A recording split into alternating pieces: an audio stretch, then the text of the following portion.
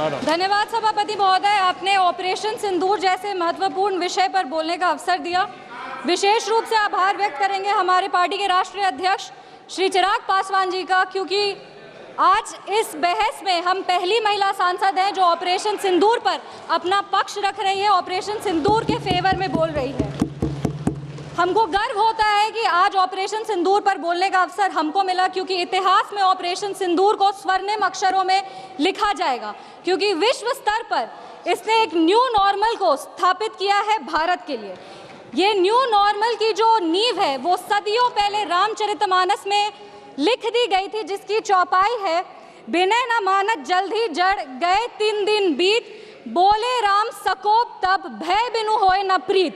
इसका अर्थ ये है कि विनय और धैर्य जरूर ही महत्वपूर्ण गुण है, पर जब धैर्य का बांध टूट जाता है तो भय के बिना उसका कोई उपचार नहीं बचता। हमारी सरकार के दृढ़ संकल्प से और सेनाओं के अदम्य शौर्य के वजह से आज एक नए भारत को विश्व स्तर पर स्थापित किया गया। ये नया भारत क्या है? ये नया भारत वो है जो शांति के लिए गौतम बुद्ध और महावीर जी के दिखाए हुए पथ पर तो चलता है, पर अगर राष्ट्र सुरक्षा की और राष्ट्र हित की बात हो तो प्रभु श्री राम के धनुष को और श्री कृष्ण के सुदर्शन चक्र को भी उठाना जानता है। आज इस चर्चा के 2 भाग हैं। पहला भाग है पहलगाम पर हुआ अटैक और दूसरा ऑपरेशन सिंदूर। पहलगाम पर जिस तरह से अटैक आतंकवादियों ने किया वो नागरिकों पर अटैक नहीं, वो मानवता पर अटैक है। आतंकवादियों ने धर्म पूछकर उनकी पत्नी के सामने, माँ के सामने, परिवार के सामने, बहनों के सामने सारे जो हमारे देश के नागरिक हैं उनको मार दिया। हम लोग ये पूरा देश वो चित्र कैसे भूल सकता है जब एक नवविवाहित महिला लाल चूड़ी पहनकर अपने पति के शव के बगल में बैठी थी। इसने पूरे देश को झंझोड़ करके रख दिया था। लेकिन दुर्भाग्य की बात यह है कि आज भी हमारे देश में ऐसे लोग हैं जिनको पहलगाम से ज्यादा दुख पैलेस्टीन के लिए होता है, क्योंकि ये उनकी राजनीति को फायदा नहीं देता। लेकिन जहां राजनीति के लिए कई लोग चुप्पी साध लिए, वहां हमारे यशस्वी प्रधानमंत्री ने राष्ट्र धर्म निभाया और उन्होंने महिलाओं के आंसुओं को ही नहीं पोंछा, पर महिलाओं के स्वाभिमान को और सम्मान को पुनर्स्थापित किया। हम बता देना चाहते हैं कि ये एक नया भारत है और आतंकवादी हमले के बाद ये भारत मोमबत्तियां नहीं जलाता, ये दुश्मनों की चिता को जलाता है। ये शांति चाहता है, पर शांति अपने शर्त पर चाहता है, और अगर अपने शर्त को नहीं पूरा किया जाए तो डिप्लोमेसी से डिस्ट्रक्शन तक का भी रास्ता जानता है। इसी बात पर हम एक शायरी कहना चाहेंगे, खतों का दौर गया अब फरमान भेजे जाते हैं, जो करते हैं भारत की आत्मा परवार वो सीधे कब्रिस्तान भेजे जाते हैं।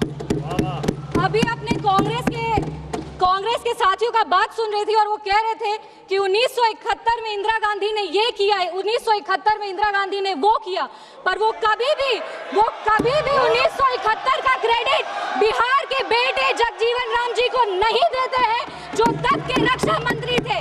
बांग्लादेश ने उनको 1971 का वॉर हीरो डिक्लेयर किया था, और रक्षा मंत्री होने के जंग के बाद भी उन्होंने सैनिकों के रिहैबिलिटेशन के लिए काम किया। लेकिन कांग्रेस पार्टी इसको कभी नहीं रिकॉग्नाइज करेगी, क्योंकि उनको दलित नेतृत्व से समस्या है। वो सिर्फ उनके साथ रहना चाहते हैं जो बाबा साहब के चित्र को अपने पैर पर रखते हैं। अगर हम ऑपरेशन सिंदूर की बात करें तो ये सिर्फ टेरर लॉन्च पैड्स को ध्वस्त नहीं किया, ये पूरी की पूरी तरीके से पाकिस्तान के हौसले को ध्वस्त कर दिया है। लेकिन एक आश्चर्य की बात है मैम, और आश्चर्य की बात यह है कि हमारे दुश्मन देश में एक युवा नेता है और एक युवा नेता हमारे विपक्ष में है। दुश्मन देश का सदन अलग है, हमारे देश का सदन अलग है, वहां के नेता अलग है, यहाँ के नेता अलग है, पर इनका सवाल एक ही है। विपक्ष का सवाल और दुश्मन देश के नेता का सवाल एक कैसे हो सकता है? मैं विपक्ष के साथियों को चुनौती देती हूँ कि अपनी राजनीति से ऊपर उठ करके कभी राष्ट्र हित की सोचनी चाहिए। अगर सरहद पर सेना लड़ रही होती है तो उनसे सवाल नहीं पूछे जाते, उनको सलामी दी जाती है। अगर विपक्ष की बात सुबह से सुने जा रहे हैं और उनकी बात को ध्यान से सुने तो वो बार बार कह रहे हैं कि सरकार ने सरेंडर कर दिया, सरकार ने सरेंडर कर दिया। सरेंडर से इनका विशेष लगाव इसीलिए भी है क्योंकि इतिहास गवाह है इन्होंने कितने बार विश्व के सामने भारत का सर झुका दिया है। 1962 में नेहरू जी की दोस्ती की नीति ने हमारे देश के धज्जियां उड़ा दिए थे। 14,500 वर्ग मील जमीन पर कब्जा कर लिया था। अमेरिका के तब के राष्ट्रपति ने कहा था कि भारत हमसे भीख मांगते हुए आया था।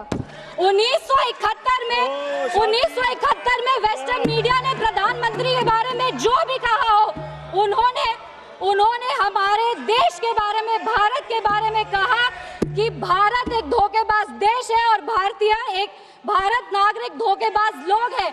ये था भारत का इमेज आपके शासनकाल में। 1985 में CIA के क्लासिफाइड रिपोर्ट्स है कि विदेशी तंत्र भारत की सरकार को चलाती थी। इनसे जवाब मांगिए। 2001 विश्व के सबसे बड़े लोकतंत्र के सबसे बड़े मंदिर पर हमला हुआ और ये लोग चुप बैठे रह गए।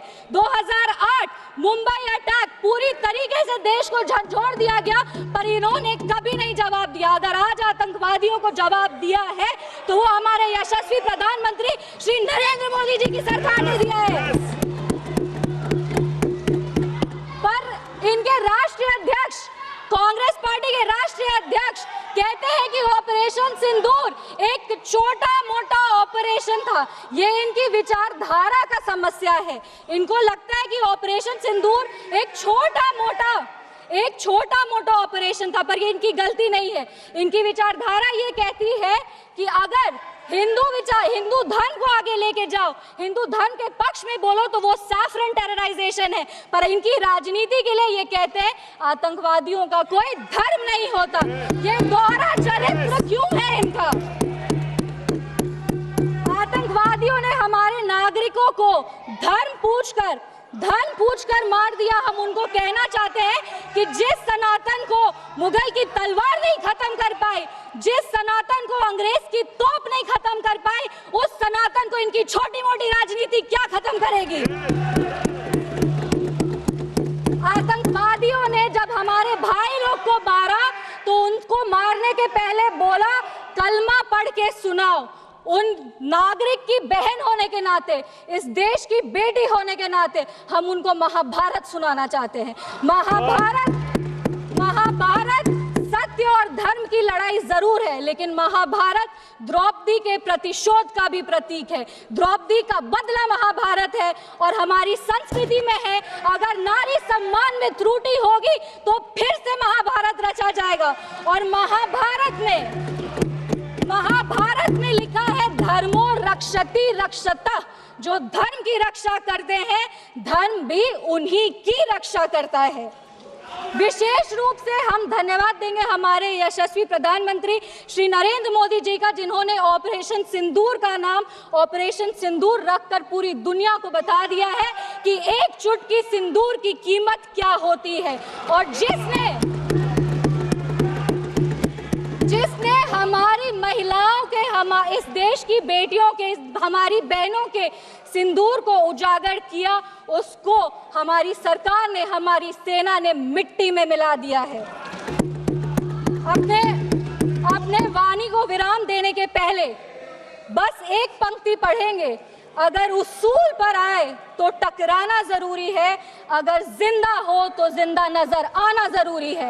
भारत एक जिंदा देश है, उसकी रगों में अखंडता का और एकता का खून दौड़ा है और जब जब भारत की अखंडता पे और एकता पर प्रहार होगा, भारत एकजुट होकर के मुंह तोड़ जवाब देगा।